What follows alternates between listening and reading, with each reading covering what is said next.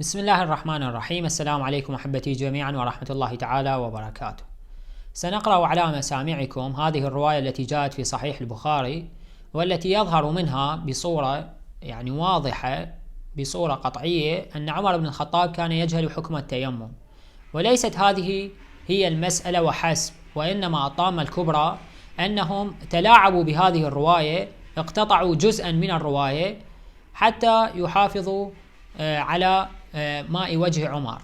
هذه الرواية جاءت في صحيح البخاري كتاب التيمم في صفحة 78، الحديث برقم 338 بسنده. الخبر بسنده عن سعيد بن عبد الرحمن عن أبيه قال: جاء رجل إلى عمر فقال: إني أجنبت فلم أصب الماء. هذا الشخص كان على جنابه فلم يجد الماء، فجاء إلى عمر سأله ماذا يفعل. زين. فقال عمار لعمر: أما تذكر أننا كنا في سفر أنا وأنت، فأما أنت فلم تصلي، وأما أنا فتمعكت فصليت، فذكرت للنبي. شاهدوا وكأنه التحريف، التلاعب واضح في الرواية. هذا الرجل جاء لعمر فقال له: إني أجنبت فلم أصب الماء. فما هو جواب عمر؟ عمر بماذا أجاب هذا السائل؟ مباشرة فقال عمار لعمر: أما تذكر أننا كنا في سفر أنا وأنت؟ شنو أننا كنا في سفر أنا وأنت؟ هو عمر ماذا أجاب حتى عمار يقول له أما تذكر؟ أين الإجابة؟ ما هي إجابة السؤال؟ ماذا رد عمر على ذلك الذي جاءه وقال له إني أجنبت فلم أجد الماء؟ مباشرة قال عمار: أما تذكر؟ زين. سيتضح بعد قليل ماذا بتروا ولماذا الناس صار بهذه الهيئة.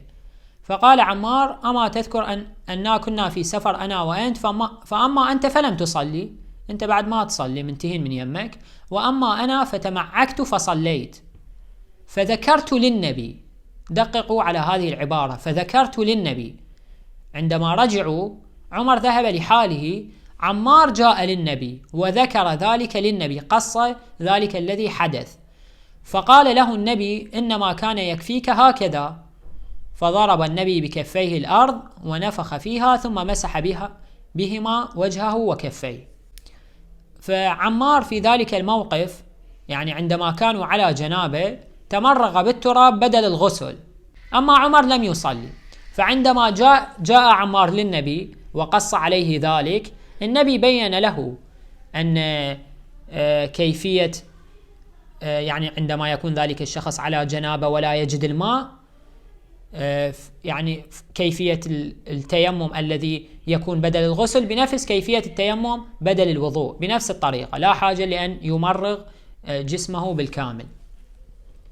فهنا أخواني، إذا رجعنا إلى صحيح مسلم سنقف على ذلك البتر، وسنقف على ذلك التلاعب الذي اقتطع من هذه الرواية. إذا جئنا إلى صحيح مسلم كتاب الحيض في صفحة 145، الحديث برقم 112 بسنده أيضا عن سعيد بن عبد الرحمن عن أبيه قال: أن رجلا أتى عمر فقال: إني أجنبت فلم أجد الماء فقال له عمر: لا تصلي. عمر على عهده، هذه المسألة بعد رحيل النبي رحل من الدنيا، أبو بكر رحل من الدنيا، على عهد عمر تولى أمور الناس، ادعوا أنه أحق من غيره وهو يجهل أبسط الأمور، يجهل حكم التيمم، لا يعرف أنه لا بد على ذلك الشخص أن يتيمم إذا لم يجد الماء. قال له: لا تصلي. فقال عمار: أما تذكر؟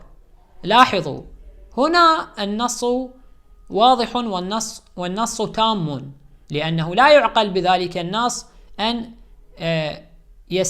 تستقيم العبارات، لأنه هناك الرجل قال لعمر: أجنبت فلم أجد الماء، فقال عمار لعمر: أما تذكر؟ لا توجد إجابة عمر. ماذا قال له حتى جاء عمار وقال لعمر أما تذكر؟ لماذا تجيب بهذه الإجابة؟ فهذا النص هو النص الواضح المستقيم. فقال عمر: لا تصلي. فقال عمار: أما تذكر يا أمير المؤمنين؟ شاهدوا هنا عندما يقول له يا أمير المؤمنين، إذن ماذا يتضح؟ كان على عهده، على عهد عمر، وإلا ما أطلق عليه ولقبه بإمارة المؤمنين. زين. فقال له: أما تذكر إذ أنا وأنت في سرية فأجنبنا فلم نجد ماء، فأما أنت فلم تصلي، وأما أنا فتمعكت في التراب وصليت. فقال النبي: إنما كان يكفيك أن تضرب بيديك الأرض ثم تنفخ ثم تمسح بهما وجهك وكفيك. قال عمر: اتق الله يا عمار، اتق الله، شنو هذا الكلام؟ قال عمار: إن شئت لم أحدث به. فالذي يتضح أن عمر على عهده ما اقتنع بقول عمار وما سمع ذلك من النبي ولهذا رفضه، إذن كان يجهل حكم التيمم إلى ذلك الوقت. زين. عندما جاءوا أرادوا أن يعلقوا على هذه المسألة قالوا أنه هنا ليس البخاري من تلاعب وحرف، وإنما الذي تلاعب وحرف يعني الذي اقتطع هذا الجزء ما نقله بتمامه، أما أن يكون شعبة أو أن يكون آدم. لماذا؟ لأن البيهقي أيضا يعني أخرج الرواية بهذا النص الذي أخرجه البخاري، فإذن هذا التلاعب ليس من البخاري والتحريف ليس من البخاري، وإنما أما أن يكون من شعبة وأما أن يكون من آدم. عندما نقل النص ما نقل هذه العبارة أن عمر قال له لا تصلي، حتى تلاحظوا تلاعب هؤلاء سواء البخاري آدم شعبة، كيف يحرفون الروايات، كيف يتلاعب هؤلاء محدثيهم علماؤهم رواتهم كلهم. إذا كان ذلك النص لا يدعم ذلك الاعتقاد الذي يعتقدون به أو يجرح الأصنام التي يعبدونها عمر وغير عمر، بشتى الوسائل والطرق يقتطعون تلك النصوص ويحرفونها ويدلسون من أجل أن يتستروا على هؤلاء.